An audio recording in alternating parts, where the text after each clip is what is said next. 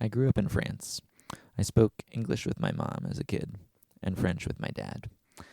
And according to my mom, for a long time, at least compared to other kids, me and my brother just weren't quite as vocal because learning two languages at once makes it hard to get there. But once we figured it out, even though it took us a little bit longer, oh man, we were able to just fly and talk with just about anyone. And that support that we got from both our parents in French and in English allowed us to get to points that were a lot further, perhaps, than other kids got. So growing up bilingual was a huge asset and allowed us to do amazing, amazing things. For me, school was fun. I think having two languages made it so that learning new languages, like math, was a lot easier for me, and so I tended to excel at it. Science was a ton of fun. I remember learning about dinosaurs and doing all kinds of experiments. History was pretty cool too. We got to learn about the Gauls and the Franks and all of the progressions up through just about the Revolution. Having good friends made it so that I didn't really see myself as multiple entities. But then things kind of changed. We moved to America, and France just kind of disappeared for me. And so a new chapter of my life began. Being in a new country with a language I wasn't used to started off fairly difficult. I had to make new friends. School was kind of the same, though, other than the people. Science had similar ideas, just new ways of looking at them. History was obviously different, and I could draw threads from it.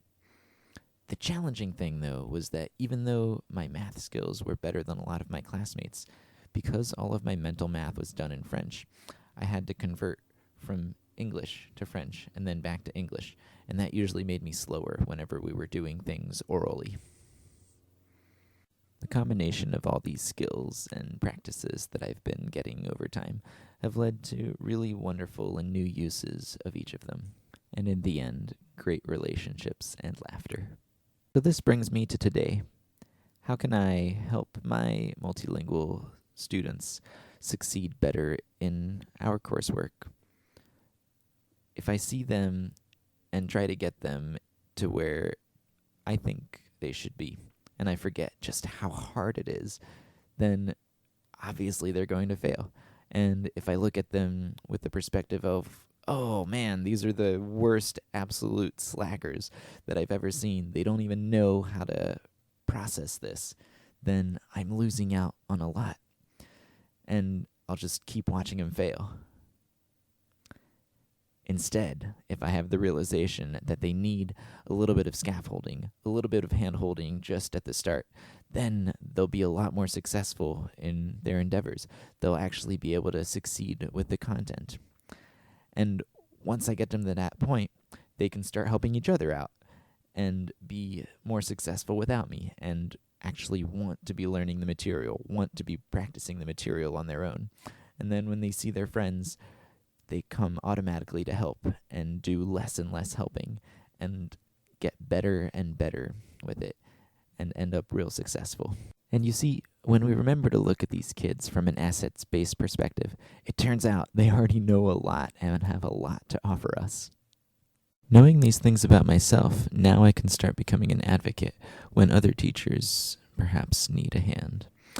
So, in the normal course of a curriculum, a teacher might just be doing what they always do and have their students do to be successful.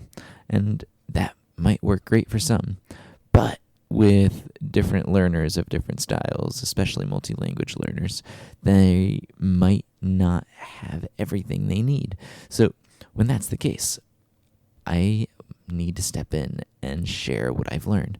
So maybe get a different tool for the job, and that could be really effective.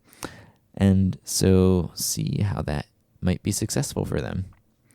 And if it turns out it's not, maybe there's something else that we need to be adding to think about. And when we do, what might that do to help mitigate the frustration of our students, of those multi bilingual learners who have so much to offer?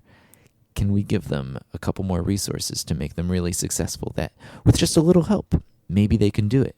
And then after that, they can do it on their own and feel really good and empowered, and even encourage their classmates to be excited once more.